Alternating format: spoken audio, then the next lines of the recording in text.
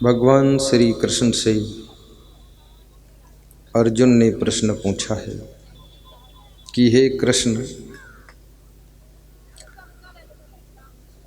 संसार में जीव जन्म लेने के पश्चात अत्यधिक टेंशन, उलझन, चिंता में रहता है, दुखी रहता है। इसके दुख दूर करने का उपाय क्या है? कैसे ये सुखी हो सकता है? श्री कृष्ण कहते हैं, अर्जुन, विहाय कामान्यः सर्वान् पुमांश्चिरत निःस्पृहः निर्ममो निरहंकारः शांतिमधिगच्छति। जो मनुष्य अपनी कामनाओं को, काम वासना को नियंत्रण में कर लेता है, जिसके पास में अनर्गल इच्छाएं नहीं हैं, विवेक पूर्वक अपनी आवश्यकताओं को पूर्ण करने का संकल्प लेता है, जिसका मन अनावश्यक कल्पनाओं में नहीं बहता है, अर्थात जो मन की तरंगों में ना पड़ करके विवेक से काम करता है, उसको शांति मिलती है। मनुष्य के मन में कामनाओं की विभिन्न प्रकार की तरंगें उठा करती है। कभी मन में तरंग उठती है, कामना उठती है कि शहर में घूमने चला जाऊं, बॉम्बे का नाम बहुत सुना हूं, दिल्ली का नाम सुना हूं, वहाँ जाऊं, शायद वहाँ सुख मिल जाएगा। कभी मन में तरंग उठती है, कामना उठती है कि केदारनाथ, बद्रीनाथ, बैजनाथ, तमाम सब तीर्थ है, धाम है, उनका दर्शन करके आऊं, वहाँ से शांति मिल सकती है। तीर्थों में भी जाता है, फिर भी शांति नहीं मिलती है। बॉम्बे और दिल्ली घूम लेता है, शांति नहीं मिलती है।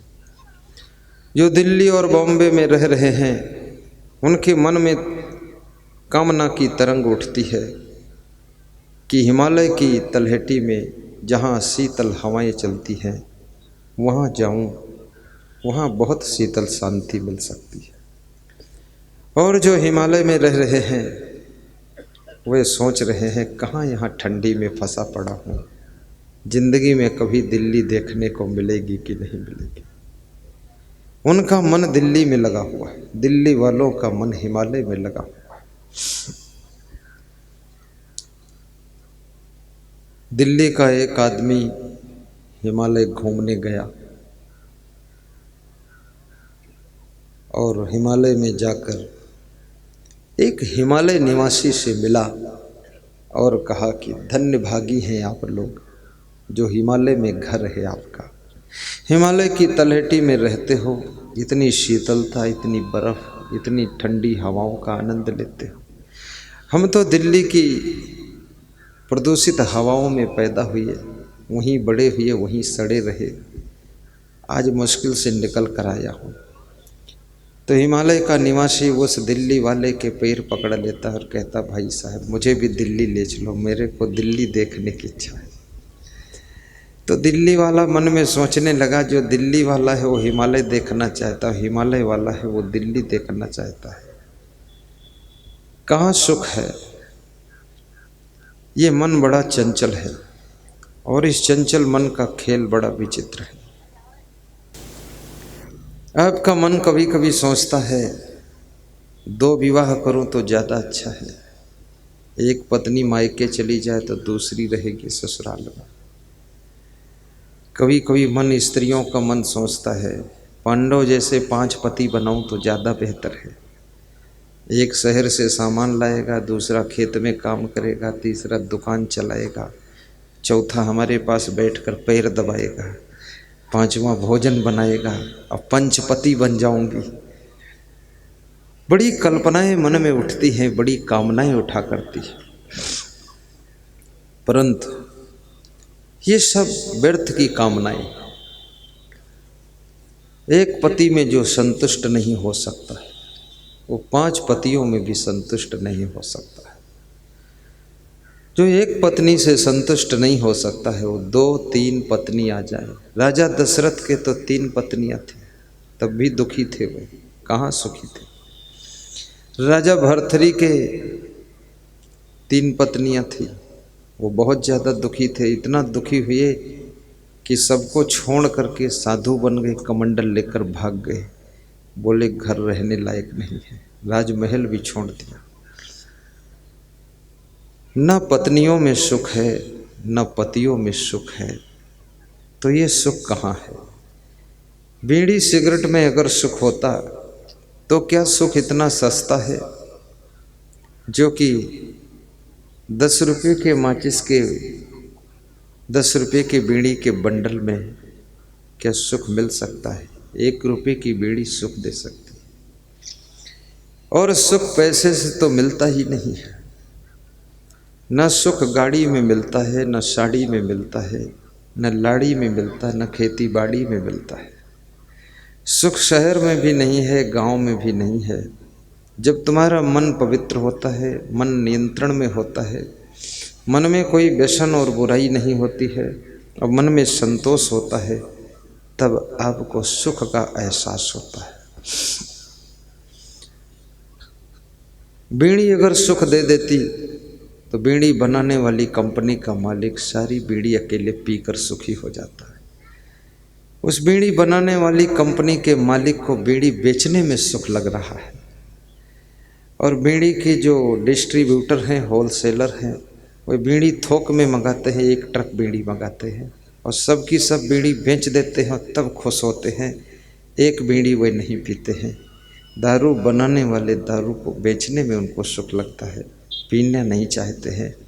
और दूध बेचने वाले दूध बेचकर दारू खरीद कर पीने में सुख ढूंढ रहे हैं। दारू में सुख कहाँ है। सुख क्या शराब की बोतल में पैक किया जा सकता है। सुख एक साड़ी में क्या एडजस्ट हो सकता है।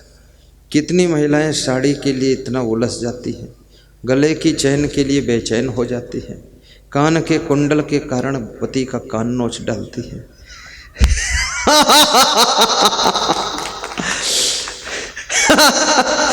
और गले के हार के कारण रात में सोते समय पति का गला दबा देती है कि गले का हार लाओगे तभी गला छोड़ोगी। पति माफ़ी मांगता, छोड़ दे, मांझा मर जाऊंगा। बोले मार दूंगी अगर गले का हार नहीं आया।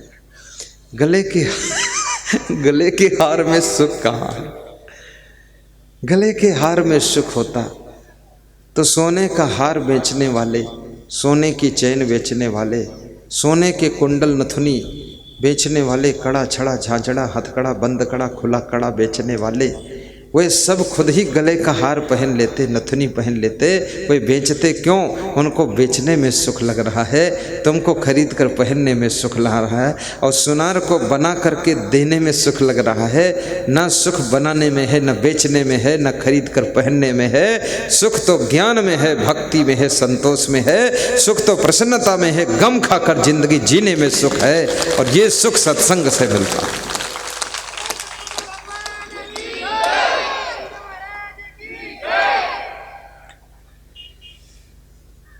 कितने घरों में इसलिए दुख ज़्यादा है कि फैशन बहुत ज़्यादा है।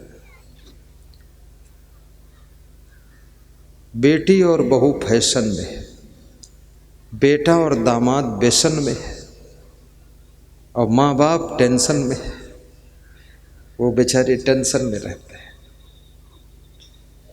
फैशन में भी सुख कहाँ हो सकता है। ये आपके सिर के बाल, इनको तुम थोड़ा काट कर आगे लटकाते हो, थोड़ा मोड़ कर उधर घुमाते हो, थोड़ा कान के साइड में ले जाकर फिर नीचे लटकाते हो और फिर इन बालों को खोपड़ी के बीच में फुला कर गुलगुब्बा बना कर चलते हो। महिलाएं बहुत खुश है कि गुरुदेव कसर नहीं रखते हैं, पूरा इंजेक्शन लगाते हैं। सही बात है, इन बालों में क्या सुख है, इससे कोई सुख मिलने वाला नहीं। हमारे गुरुदेव की जी कहा करते हैं, अपनी खोपड़ी को लोग शीशा में ही देख पाते हैं, बाकी किसी समय कोई देख नहीं पाता है। और खोपड़ी के बाल सेटिंग करते, एक्टिंग करते, डेंटिंग पेंटिंग करते हैं, ये दूसरों को दिखाने वालों देखने वालों के लिए करते। कोई हमारी खोपड़ी के बाल देखे, रीझ जाए, खींच जाए, आकर्षित हो जाए, देखता ही रह जाए कि बाल क्या बाल है। लेकिन जिनको तुम दिखाना चाहते हो उनको अपना चेहरा तो देखने का टाइम नहीं है, परिवार देखने का टाइम नहीं है, घर बार देखने का टाइम नहीं है, अपनी गाड़ियों को देखने का टाइम नहीं, बिजनेस देखने का टाइम नहीं, उनको तुम अपनी खोपड़ी के बाल दिखाने निकले हो। वो कहाँ तुम्हारी खोपड़ी के बाल देख पाएंगे? वो तो अपनी खोपड़ी मुलझे हुई है, तुम अपन खोपड़ी लिए घूमते हो। तो उनके पास समय कहाँ है? इसलिए मैं कहूँगा कि फैशन में भी ज़्यादा आकर्षित मत हो, थोड़ा साफ सुथरा रहिए, बालों को कंघे से खींचकर बांध दीजिए और स्नान ठीक से कर लीजिए, गंदगी मत लगा कर रहिए, कपड़े भी सामान्य रूप से पहन लीजिए। अभी मैं गया था मैनपुरी में, मेरा सत्संग था 5, 6, 7 अक्टूबर को। वहाँ एक सज्जन जिला समाज कल्याण अधिकारी शिशुपाल श्रीवास्तव मेरा प्रवचन करा रहे थे। वे ऐसे साधारण पैंट और वो शर्ट पहने घूमते रहते थे। तो मैंने कहा ठीक ठाक पहन लो। अरे बोले हम हमेशा ऐसे ही पहनित है, और पैंट वो शर्ट हम देखते ही नहीं, हम यूँ देखित प्रोग्राम सफल हो ही जाए बस, और कोई बात। जिला समाज कल्याण अधिकारी है, सामान्य कपड़ों में घूम। आस्था एलाइट पब्लिक स्कूल के संस्थापक राकेश सिंह चौहान वो ऐसा बुशर्ट पहने थे जैसा कि इसमें किसका बताऊं, कोई का है ही नहीं। और उसने जो स्कूल बनाया है, करीब 20 करोड़ की बिल्डिंग है स्कूल की। इतनी अच्छी बिल्डिंग आज तक जिंदगी में हमने नहीं देखा, इतना भव्य स्कूल। और जब प्रणाम करते हैं तो खाली हाथ प्रणाम नहीं करते हैं, दान भी देते हैं। बहुत ही उन्होंने सत्संग सुना, सुनते सुनते बैठे बैठे अपने मोबाइल से ही, ऑनलाइन से ही 1 लाख रुपये उज्जैन आश्रम के लिए बैंक अकाउंट में भेज दिया। बाद को मुझे खबर मिली कि सत्संग सुनते सुनते उनके मन में ऐसा हो गया कुछ दान करूं, तो कुछ दान किया है। तो हमारे संत जी भूल से बोल गए 1,11,000। तो बोले हमने किया 1,11,000, ज़्यादा बोले तो 11, ये लीजिए 11 और ले लीजिए। तो हमने कहा राकेश इतना दान क्यों करते हो? बोले फौज का आदमी हूँ, मिलिट्री का अफसर हूँ, और रिटायर होकर के फिर स्कूल खोला हूँ, और 2-3 जिलों में प्रथम नंबर का मेरा स्कूल है। एक ही स्कूल है, 10-20 नहीं खोलूँगा, एक खोलूँगा, लेकिन क्वालिटी का खोलूँगा, टॉप का खोलूँगा। तो हमने कहा स्कूल में इतना खर्चा किया, बुशर्ट बहुत सस्ता है। बोले बुशर्ट की कोई ज़रूरत नहीं गुरुदेव, ये तो लाज बचाने के लिए पहन लेता हूँ, नहीं तो ऐसे रहूँ तो क्या फ़र्क है। और ज्ञानी इतना कि रामायण से भी सुनाता है, गीता से भी सुनाता है, उसको दे दिया मैंने माइक बोलने के लिए। तो इतना विद्वान व्यक्ति है, और उम्र भी ज़्यादा नहीं, अभी 42 साल उम्र होगी। छोटी सी उम्र में इतना ज्ञान भी प्राप्त किया है। इसलिए मैं कहता हूँ कि फैशन की बहारों में मत फंसो, अपने घर को संभालो, अपने जीवन को संभालो, चरित्र को संभालो। आपका चरित्र अगर अच्छा होगा, जिस समय भगवान श्री राम वनवास को गए थे, पीले कपड़े पहने थे, साधु सन्यासी जैसे कपड़े लपेटे गए थे उनके बदन के ऊपर, और राम भगवान को कैकेयी ने कहा था कि तापस भेष विशेष उदासी, 14 वर्ष राम वनवासी। तपस्वी का भेष इनको पहनाइए, 14 वर्ष वनवास भेजिए राम को। तो राम ने लक्ष्मण से नहीं कहा था तुम मेरे साथ चलो, लेकिन राम के सुंदर स्वभाव, सुंदर चरित्र से प्रभावित होकर के, राम के प्रेम में डूब करके लक्ष्मण स्वयं अपनी पत्नी उर्मिला को छोड़ करके और अपना हृदय भगवान से मिला करके चल देते हैं। सीता जी से भी उन्होंने नहीं कहा कि तुम मेरे साथ चलो, क्योंकि जनक दुलारी हो, राजा जनक की दुलारी बेटी हो, और जनकपुर के सुखों को प्राप्त कर चुकी हो, मेरे साथ वनवास में कहाँ कष्ट उठाओगी, इसलिए अयोध्या में रहो आप। लेकिन सीता जी राम के प्रेम के गुण को देख करके राम के सुंदर स्वभाव को देख करके वो भी वनवास में साथ में चल देती है। और जब वनवास में राम चलते हैं तो याद रखना, उनके रास्ते में देवी और देवता फूल बरसाते हैं, उनकी राह में फूल बरसाते हैं।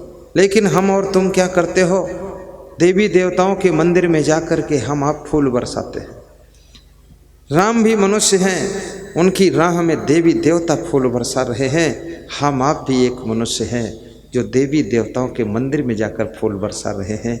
और हमें आपको देवी देवता मंदिर में खड़ा हुआ देखकर, गिड़गिड़ाता हुआ देखकर, मत्था टेकता हुआ देखकर देवी देवता हंसते हैं, मुस्कुराते हैं कि मूर्ख आया है खोपड़ी लेकर, यहाँ खाम खा भीड़ मचा रखी है, जय हो बोल रहा है और अपना चरित्र खो दिया है, आचरण खो दिया है, मानवता खो दिया है, व्यवहार बिगाड़ दिया है और झूठ खूब बोलता है। अब मंदिर में खड़ा है, अब मेरे ऊपर फूल बरसा रहा है, खुद कांटा बना हुआ है, फूल लेकर आया हुआ है।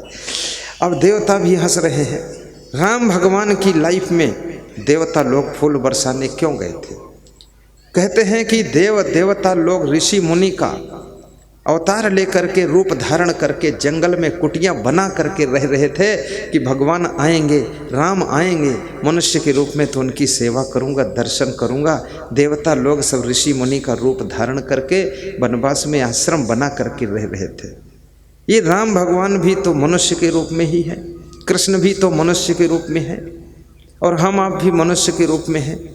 क्योंकि जो अपने चरित्र को संभाल लेता है, जो अपने व्यवहार को सुंदर बना लेता है, जो स्वभाव को अच्छा बना लेता है, जो नशा दुर्व्यसन से अपने को बचा लेता है, जो व्यक्ति अपने कर्तव्य को कभी भूलता नहीं है, वो व्यक्ति मनुष्य के रूप में भगवान का रूप धारण करता है और देवता लोग भी राह में फूल बरसाते हैं।